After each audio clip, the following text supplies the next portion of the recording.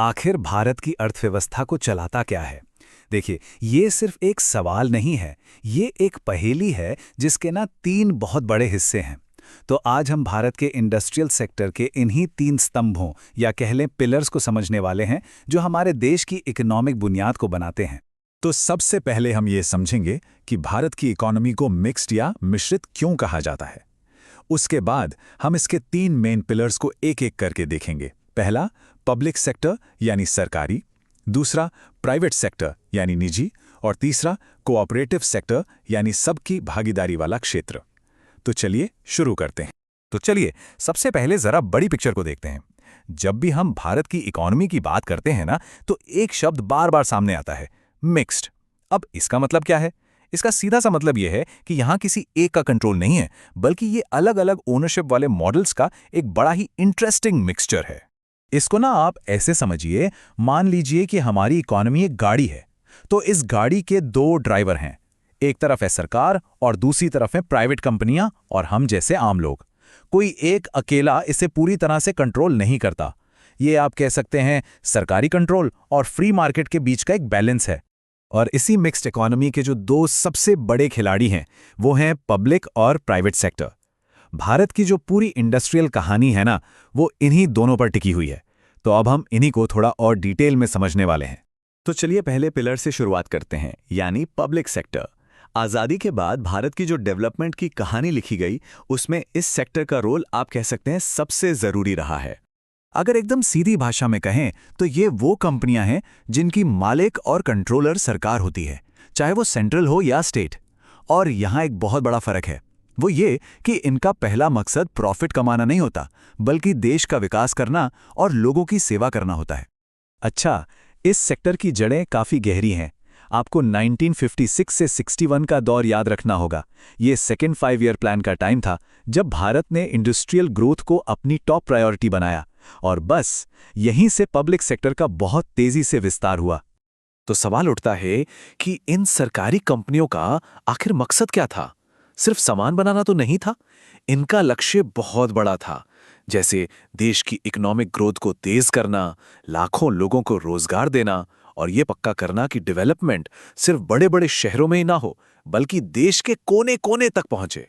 ठीक है, तो अगर पब्लिक सेक्टर का मेन मकसद सेवा था, तो हमारे दूसरे पिलर यानी प्राइवेट सेक्टर का मकसद एकदम क्रिस्टल क्लियर है, प्रॉफिट। इसे ही तो हमारी इकोनॉमी का प्रॉफिट इंजन भी कहते हैं। यहां पर खेल बिल्कुल अलग है। प्राइवेट सेक्टर का सिर्फ एक ही मेन टारगेट होता है, मुनाफा कमाना। यहां मालिक सरकार नहीं होती, बल्कि आम लोग और कंपनियां होती हैं।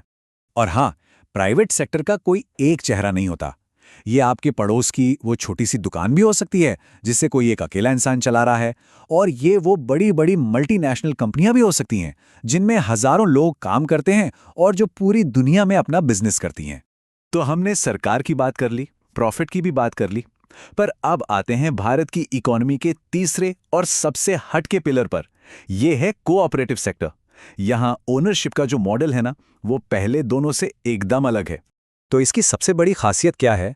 देखिए, यहाँ मालिक कोई एक इंसान या सरकार नहीं है, बल्कि वो सभी लोग हैं जो उसमें काम करते हैं या उससे जुड़े हुए हैं, जैसे कि किसान हो गए, मजदूर हो गए या कोई कारीगर हो गए। ये सही मायनों में सबका साथ, सबका विकास का एक इकोनॉमिक मॉडल है।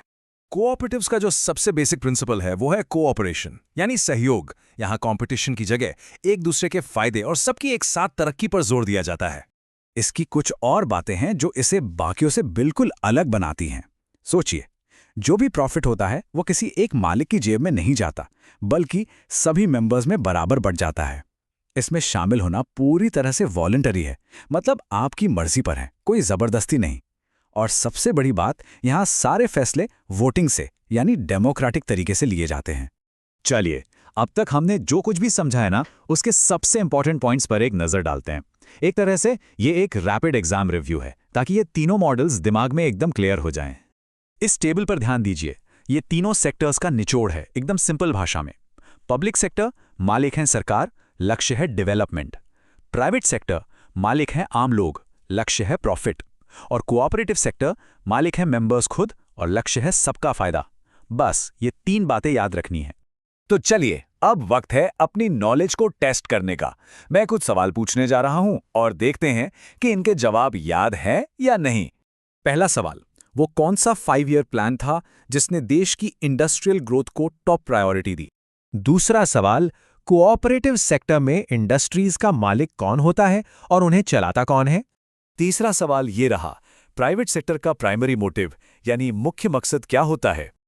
और ये रहा चौथा सवाल, किसी कोऑपरेटिव सोसाइटी में हिस्सा लेना वॉलंटरी होता है या मैंडेटरी? और ये रहा आखिरी सवाल, प्राइवेट सेक्टर बनाने वाली किसी भी 2 तरह की एंटिटीज के नाम बताइए। ये एजुकेशनल वीडियो गर्व से लॉजिक लैडर इंस्टीट्यूट द्वारा स्पॉन्सर किया गया है। तो उम्मीद है कि इस डिस्कशन से भारत के इंडस्ट्रियल सेक्टर्स की तस्वीर आप सबके लिए और भी ज़्यादा साफ हो गई होगी। अगर ये जानकारी आपको अच्छी लगी हो तो प्लीज़ लाइक, सब्सक्राइब और नीचे कमेंट करके हमें ज़रूर बताएं।